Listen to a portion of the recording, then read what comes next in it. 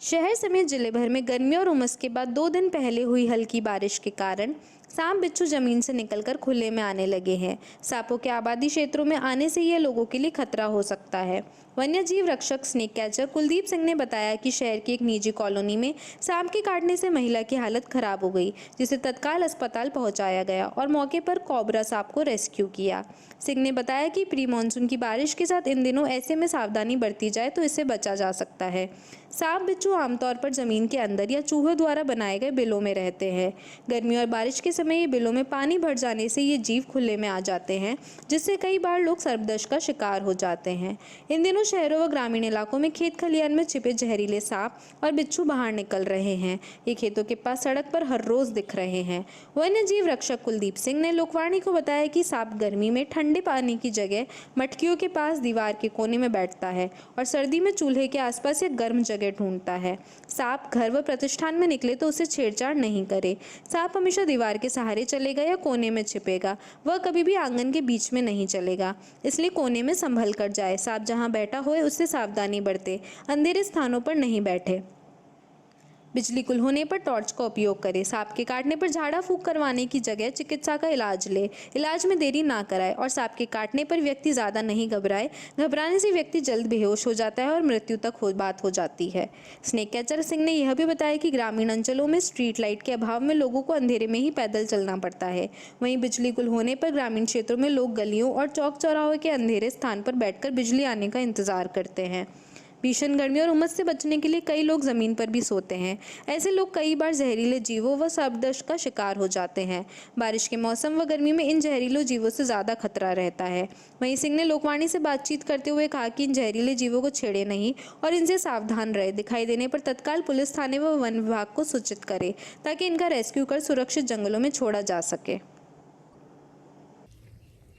जिले में pre monsoon बारिश के साथ ही जहरीले जीव दिखने शुरू हो गए हैं और आज की अगर हम बात करें तो भिलोड़ा के अंदर एक स्नेक बाइट का मामला सामने आया है और जो वन्य जीव रक्षक है स्नेक कैचर कुलदीप सिंह ने आज भिलोड़ा शहर से 5 सांपों को रेस्क्यू किया है।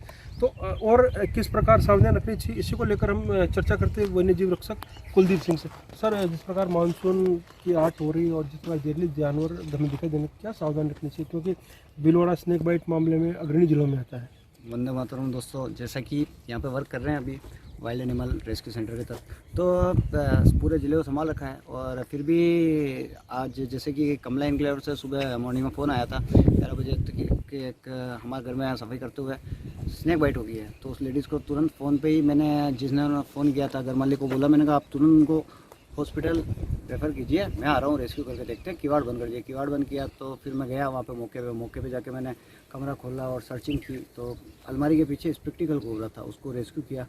तो स्पेक्टिकल कोबरा की एक बूंद 20 से 25 व्यक्तियों को मारने के लिए सफिशेंट है अगर टाइम से ट्रीटमेंट ना हुआ तो कभी भी अगर स्नेक बाइट होती है, जैसे कि भिलवाड़ा आपने बता ही दिया है कि भिलवाड़ा जिला पिछले साल अग्रणी रहा है स्नेक बाइट के मामलों में, तो इसमें सबसे ज़्यादा गलती मनुष्य की और ग्रामीण क्षेत्रों के जो केसेस ज़्यादा आए थे। वैसे तो हम अभी उन क्षेत्रों में जागरूकता के लिए जागरूक कर रहे हैं, लेकिन धीरे धीरे लोग तो भी अब धीरे धीरे वो एकदम तो बदल नहीं सकते हैं, क्योंकि इधर की प्रथा है कि देव रहे बोपे पीर फकीर के चक्कर में रह के लेट हो जाते हैं और लेट के चक्कर में फिर हॉस्पिटल सब बिगड़ने के बाद हॉस्पिटल जाते हैं, तो डॉक्टर्स के हाथ में कुछ नहीं होता। इसलिए कहते हैं कभी भी स्नेक बाइट हो तो डरना नहीं है, ईजी गोइंग, आपको आराम से जितना जल्दी हो सके उतना किसी भी फिजूल की बातों में व्यर्थ समय ना गंवाते हुए तो आपको हॉस्पिटल उनको मनुष्य को रेफ़र करना ताकि उनकी जान बच सके। क्योंकि अब बारिश का सीज़न है, बारिश के सीज़न में ग्रामीण क्षेत्रों में लोग सोते हैं, आराम से बाहर सोते हैं, करते हैं, कॉर्नर पकड़ के सोते हैं और गंदगी रखते हैं, अटाला कबाड़ रखते हैं। उसका छोटे से कबाड़ की वजह, आपने छोटे से स्वार्थ की वजह से कबाड़ रखते हैं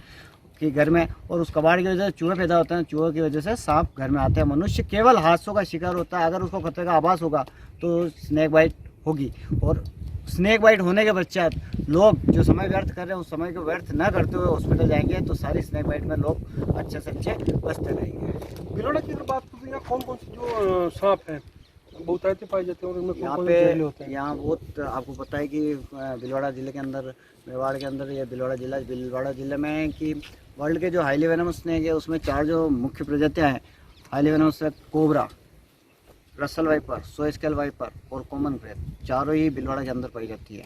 और भिलवाड़ा शहर और शहर के आसपास क्षेत्रों में सब तरफ है। इसका एक पर्टिकुलर कोई एक ज़िले का कोई ग्रामीण क्षेत्र नहीं है या कोई पर्टिकुलर क्षेत्र नहीं है कि वहीं पे ये रेस्क्यू होंगे। और कोबरा चारों तरफ भीलवाड़ा में कोबरा की काफ़ी अच्छी प्रजातियों के साथ काफ़ी अच्छी ग्रोथ है।